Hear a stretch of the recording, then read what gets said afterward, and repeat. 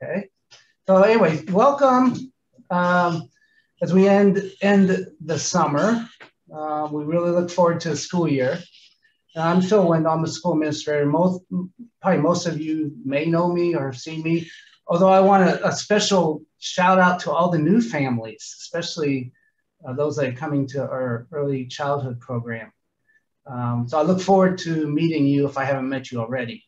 But just talk a little bit about the format. We are going to present a bunch of information to you today. Most of it's around the safety protocols and also our educational program that we're offering this year.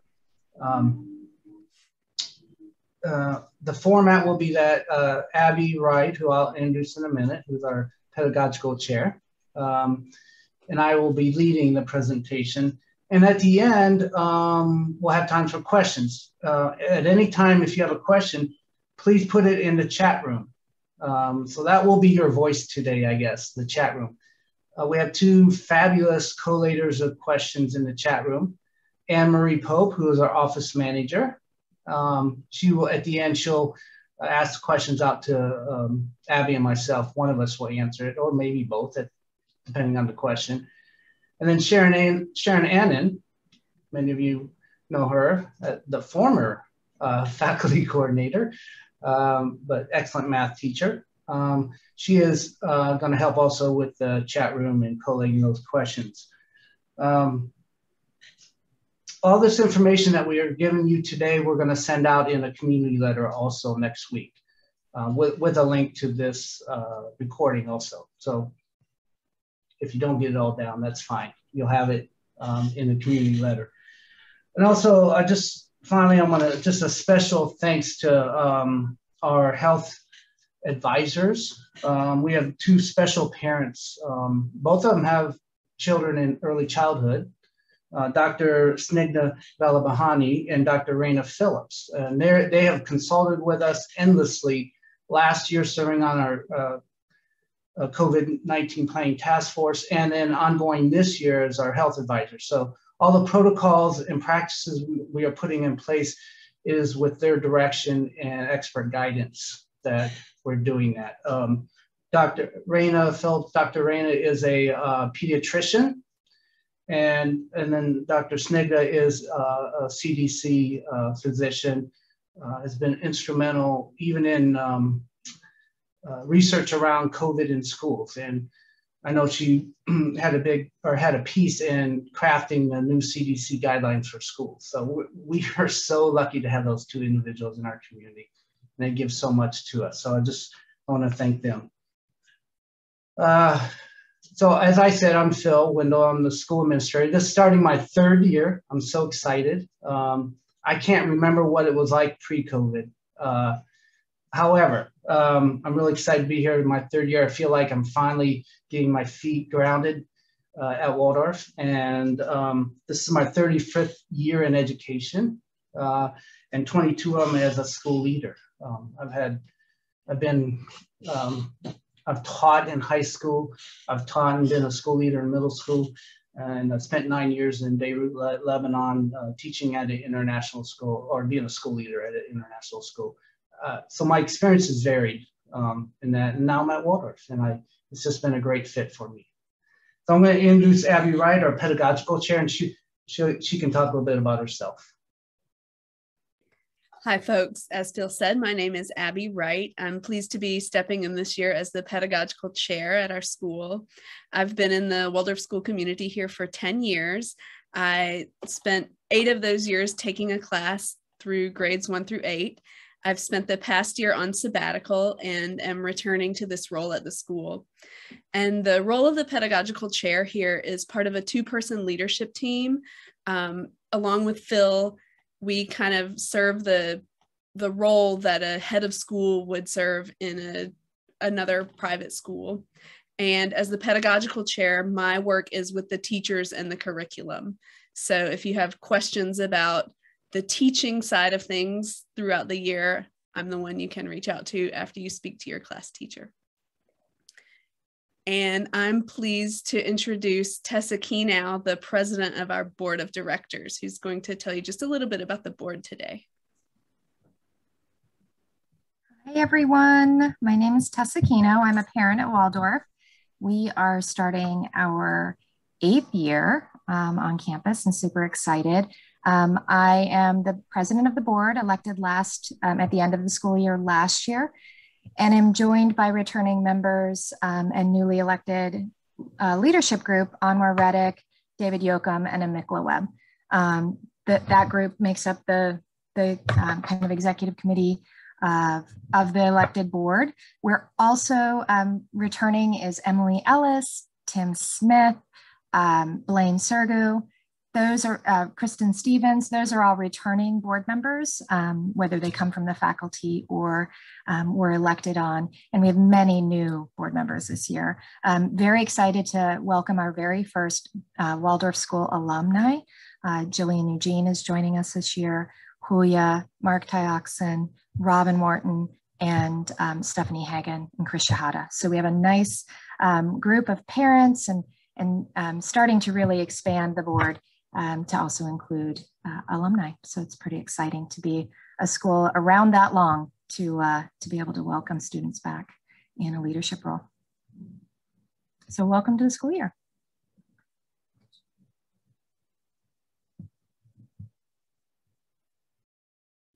Thank you, Tessa. So folks, I'll just let you know a little bit about what we're going to be doing in this meeting and talk you through some details of the instructional plans that we have. And then I'll turn it over to Phil to talk about the whole school policies that we have in place. So the goals of this meeting are to review the campus health and safety protocols and to give you some details about how we'll be teaching inside and outside during this year. And then finally, at the end of the session, we'll have some time to answer your questions.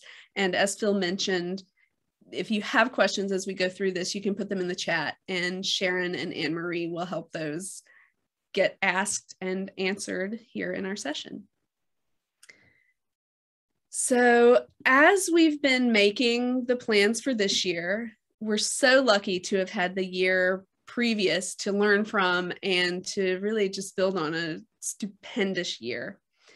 So as we were making these decisions, our first goal always is to keep in-person learning safely possible here on campus. And as we're moving into this year, we're really looking at optimizing our safety protocols so that we can continue to really provide the Waldorf education that we want to for your children. And also, where last year had a sense kind of being emergency measures, we're really turning our attention to enacting some sustainable practices where, you know, as much as I hope that as we move forward this year and look ahead to next year, community spread will get low, the threat will end. It's possible that we'll be navigating these waters for some time. And so we're looking at how we can do things in a way that we can carry on as long as we need to. And part of that work involves a commitment from the whole community. We were so lucky last year. We had no instances of transmission on campus. And we're in a great position this year to build on what we learned and to continue to provide a safe in-person education for all of our students. So we're taking our part really seriously here at school, trying to put the safest measures we possibly can in place. And we also ask you to do your part outside of school, to have conscientious practices around physical distancing, wearing your masks, using proper hygiene, and really committing to do your part to stay home if you're not well. And we're also hopeful that everyone who can will be getting the vaccine. To give an overview of our plan for learning on campus, first of all the early childhood classes will still be a little small. They'll be bigger than last year, but we'll have 12 students max in our smaller classrooms and 16 max in our larger classrooms. The students will spend most of each day outdoors as much as possible.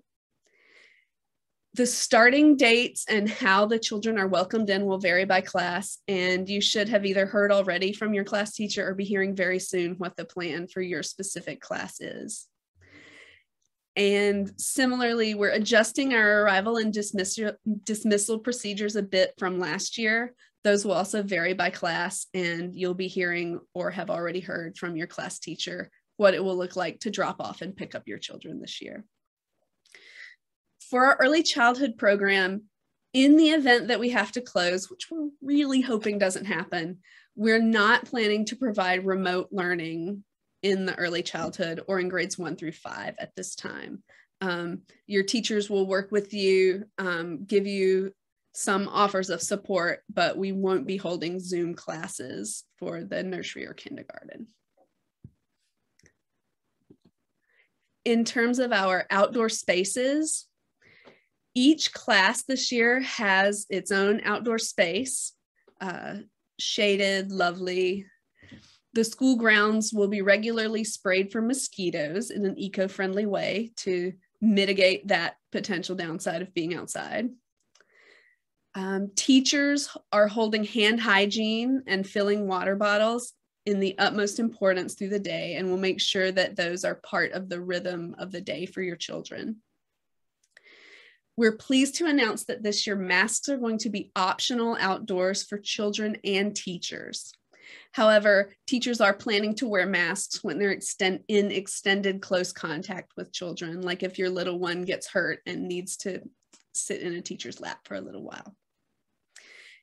And finally, we're going to continue to ask that parents not gather on campus play yards, just again to keep the potential for spreading COVID as low as we possibly can. Having extra people on campus is just not the best idea. So please bear with us a little longer and refrain from gathering on the play yards at the end of the school day. As we look to the inside, we have outfitted each indoor classroom with increased air ventilation, circulation, and filtration. We are making sure that objects that can't be easily cleaned between uses will be minimized. We'll have children's personal belongings stored in their own individual cubbies so they're not mixing their things and touching each other's things. And then finally, snack will be prepared following our health guidelines. The teachers have really carefully and conscientiously crafted these to minimize potential for exposure while still allowing children to participate in this important part of the early childhood program. So children will participate in preparing snack, but we have some really clear and careful guidelines. If you want more details about that, you can speak with your class teacher about it. Finally, we will be offering morning care and afternoon kindergarten again this year. Those will follow our school health and safety protocols. And a little change for this year is that the afternoon kindergarten children classes will be combined. They'll be in 2 separate rooms for rest, and the mats will be distanced as much as we can. And then as we look to special events, festivals, other things that you may be wondering about throughout the school year, you can see that some of these things we've made decisions about already. Some of them we're really hoping the situation can change and we can open up things a little more. So for the new parent orientation, that's going to be Monday evening, and that'll be on Zoom. The welcome day and whatever your class is doing to open the school year is going to vary from class to class, but your class teacher will contact you or has already contacted you with the details for that.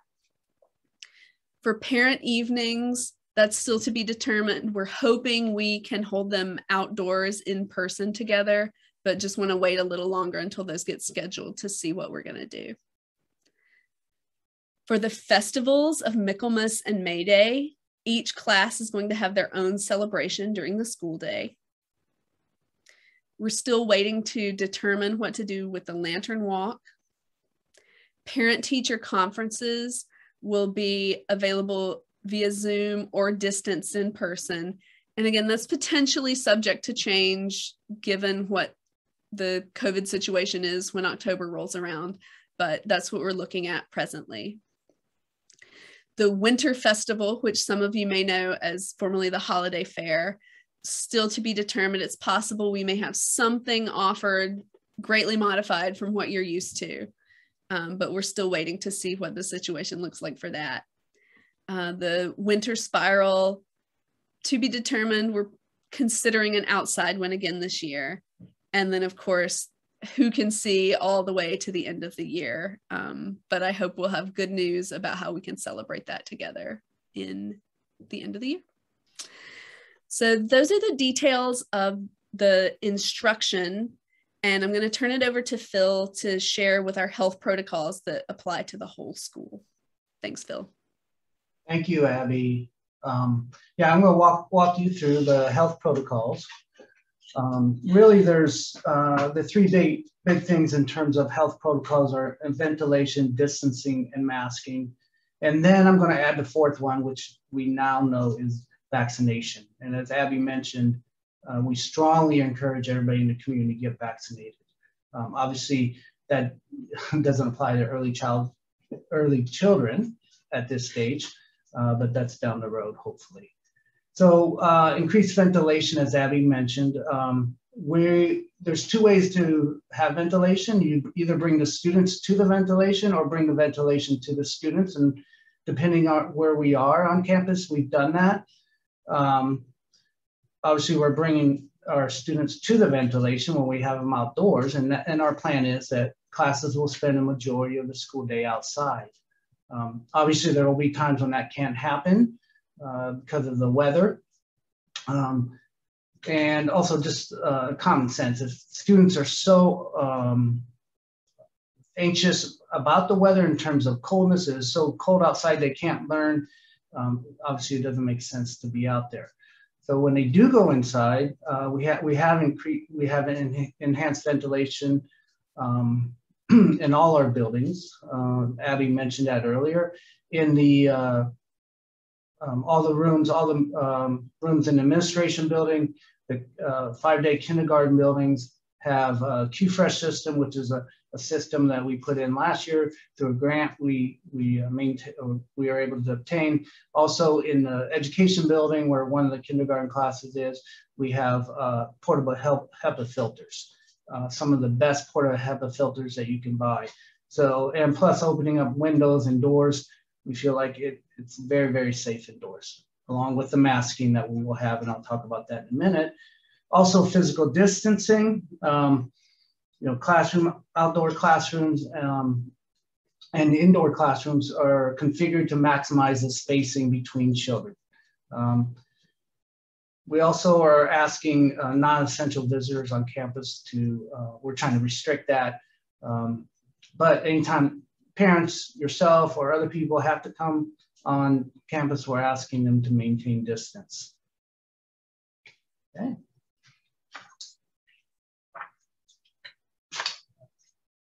So we'll go on to the next slide.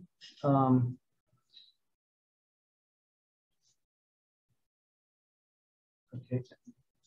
Oh, I forgot the last piece there was, we're hoping to have some evening gatherings where parents will, within a class, will be able to get together. And a lot of that's going to be determined by the, obviously, community rate that's going on at the time. But hopefully we'll be able to do more of that this year. And I want to talk about masking, or masking protocols. For masking, we are going to have mandatory masking inside at all times. So anytime anybody is inside, teachers and students, they should be wearing a mask. Obviously, with younger students, there may be certain circumstances where the child is having trouble, keeping the mask on, and teachers so they'll have discretion with that. The teachers will, but we're asking all students to mask inside, all teachers mask inside. They are, as Abby mentioned, they are optional outside. You definitely can wear a mask outside. Many students did last year also. Obviously, we're keeping up with the frequent hand washing and all the other healthy hygiene practices. And as I mentioned before, the outdoor instruction is going to be our preferred really method or preferred place to have a classroom. So we're going to spend a lot of time outdoors. I think last year the EC teachers spent more time outside than any other teachers in any of their grade levels. They really took to it. The kids took to it, but realizing that at some point, you know, classes may have to move inside to support, you know, learning and comfort. So anyway, we'll move on to the next slide. Yeah.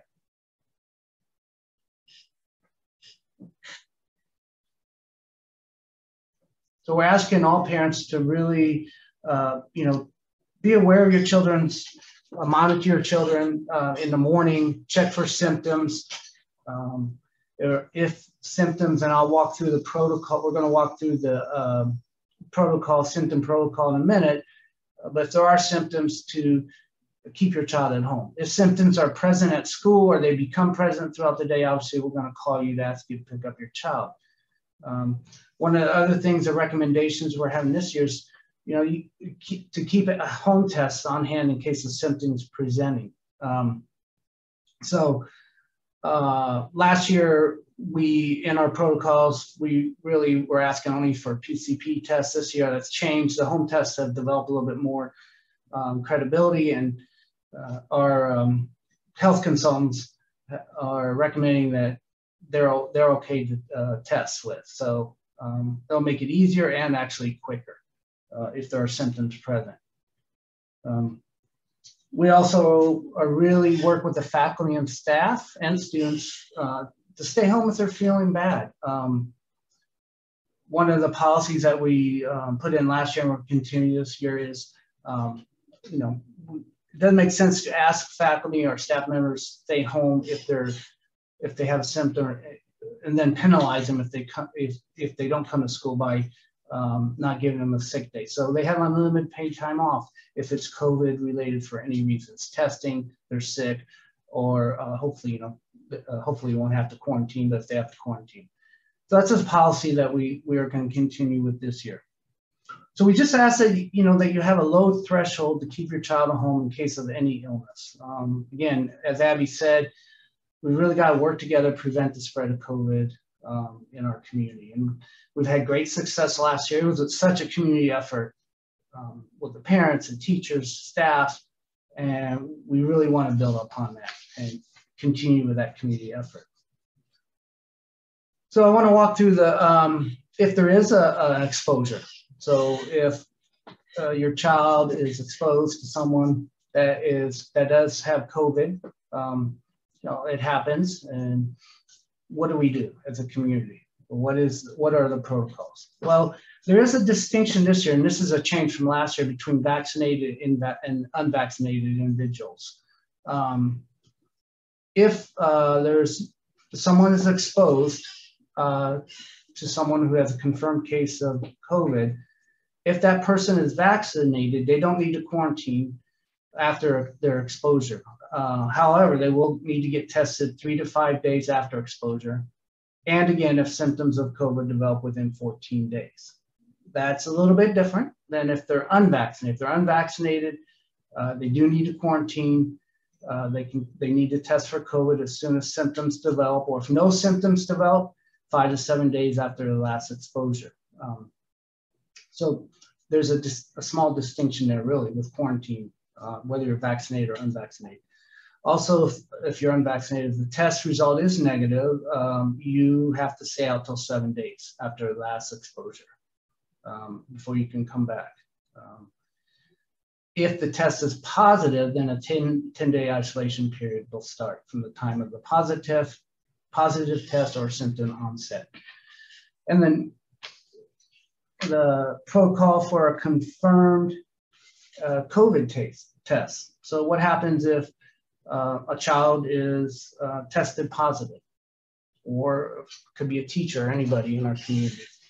Obviously that person has to isolate from 10 days from the symptom onset or a positive test date. And then symptoms have to be resolved for 24 hours before they can come back. Obviously, disinfecting and cleaning of the area of that person, and then working to identify contacts. Of course, a contact is anyone 6 feet for more than 15 minutes. So if you're 6 feet away, anytime 15 minutes or more, that is considered a contact. There are a lot of times last year in trying to figure out if people were a contact or if they got exposed. If there are any questions, please call the school. You can call me. Most of our, in the morning when attendance is taken, if there are students that are absent, we will follow up. We do follow up to make sure what their symptoms are and whether or not they need to get tested, and we'll communicate that with you. So that's if a confirmed case of COVID. This is our symptom protocol. It's mainly just what I went through. It's just in a chart form. One of the big things is that we just ask that you monitor symptoms of your child if there are any symptoms. And whether or not, and I don't need to go through this step by step. This will all be sent to you. It'll be on our website. I have a copy on my bulletin board, if you can see it behind me, because I use it a lot. So this is a symptom protocol. This is if there's no known exposure to COVID. Your child wakes up one day and they're just, they have a fever or whatever they have. What do you do? Do they need to get tested? And you can just follow the lines, whether or not they need to be tested. And we distinguish between low risk symptoms and high risk. Any two low risk symptoms engages the testing protocol. And then one high risk symptom will engage the testing protocol. I walk through parents this a lot during the school year, because they'll call or a child will be sick, and we'll follow up, and I'll walk you through it, whether or not your child needs to get tested. So you don't have to have it memorized right now.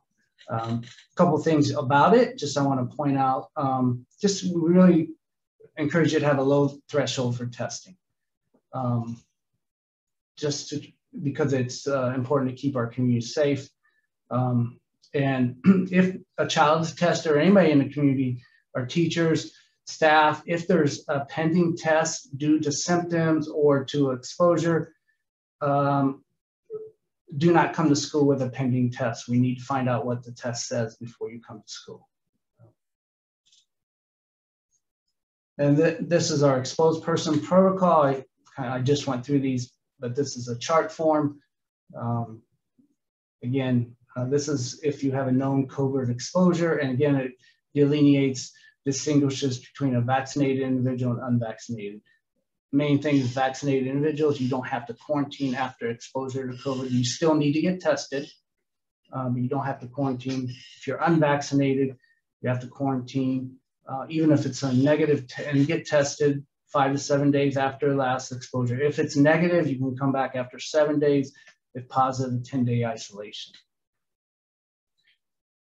And this is our protocol chart also for confirmed COVID infection. Basically, it's taking whatever I just told you, put it into chart form. You can kind of follow through with it. I don't think I need to repeat it again, but these things will be readily available to you. There'll be these three charts will be our main protocol charts. They'll be on the website. We'll send a copy out in our community letter next week, and you can have them at hand.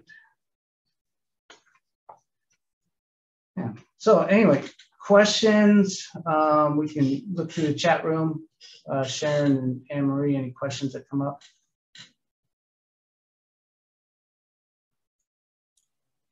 There are two. One is about an outdoor washing station for the Chickadee class, Ms. Penn's class, because they're far away from the other kindergartners. There's actually an outdoor washing station near them, which is right by the grade 110. But we actually, that's something I can work with her on. Actually, we might get one that's closer to her. I'm calling her a learning space. that they're building right now. It's not built yet, almost built though. So that's something we can actually, we can probably get another hand washing station right next to her, learning space. Good question. So we have another question about if a vaccinated person is in the same household as an unvaccinated person, and if they come in contact with a positive case, which protocol should they follow?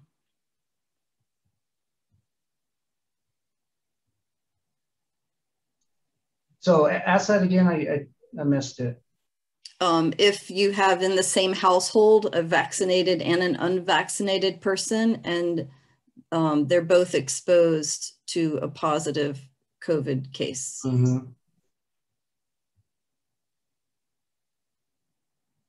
Yeah, I'm going to actually have to ask our health advisors about that question. That's actually a really interesting one. So we'll put that on the protocols when I get the answer, because there is a spot for that.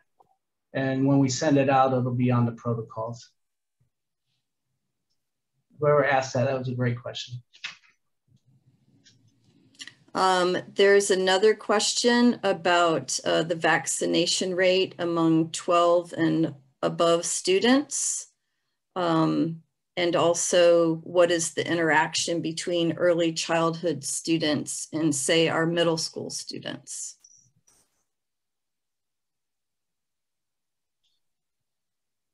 Well, I'll answer I think the contact, and Abby, you can answer this too, but there's hardly any contact between early childhood and middle school. I can't think of any time they really come in contact with them. In terms of the vaccination rate, we don't have numbers on that. We don't, that's not something that we have access to. The only access in terms of vaccination rate, and it's self-reported. We did survey our teachers. We have right now over a 90% vaccination rate for our teacher in terms of their vaccination status. There's only a couple teachers that aren't vaccinated at this point. For the students, we don't know that. We don't get that information either.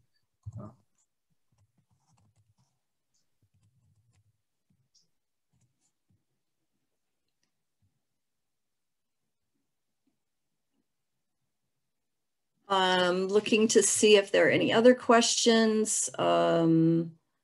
Some of these questions probably better to answer individually.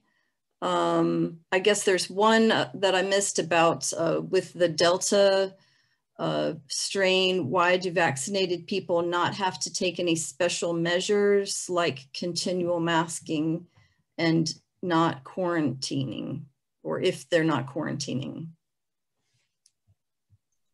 Yeah, I'm not a physician, and I'm not a researcher on that. That's the CDC guidance. I can ask obviously our two health experts that question, and usually both of them or one of them would be at this session to answer a question like that. Unfortunately, they weren't available today. Yeah, I don't know to be honest, I don't know the reason behind that other than it's CDC guidance.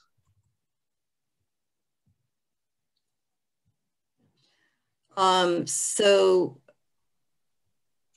we're having a little technical difficulty unmuting Abby. We're working on that, but it's why she's been so quiet the last few minutes.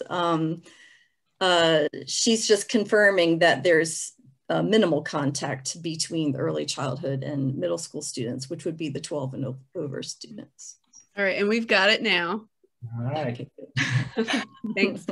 And I just want to add to what Phil was saying about the Delta variant, that our policies are put into place and the protocols that we're following are vaccine blind. So the time outdoors, the increased ventilation and masking indoors are all intended to prevent the spread, regardless of whether that person is vaccinated or not. And so that is why we're confident that in the very unlikely event that someone was exposed and vaccinated, that even if it comes onto campus, that the policies, that the protocols that we have into place will prevent its spread. So that's kind of the thinking behind that. And as Phil said, we are following the CDC guidelines on this. Thank you, Abby. And the last, actually next to the last question, are there any unvaccinated staff or faculty? Yeah, I just mentioned we have about a 90%, approximately it's over a 90% vaccination rate for our faculty and staff. So there are some that are still not vaccinated. Not many though. And the last question, is there a rapid testing protocol in place for those faculty and staff that are unvaccinated? During our last conversations with our health advisors, they were very enthusiastic about the utility of the rapid tests that are available even for in-home use, especially at predicting the likelihood of someone to transmit the virus. So that's why we recommend that you keep some at home. Similarly, we're making sure that all faculty and staff have access to them so that we can rapidly test in case there are any questions. And I do not see any other questions in the chat. So I think that wraps up the questions. And if something that comes up later, anybody can email Abby or myself a question that may come up later that you need an answer to.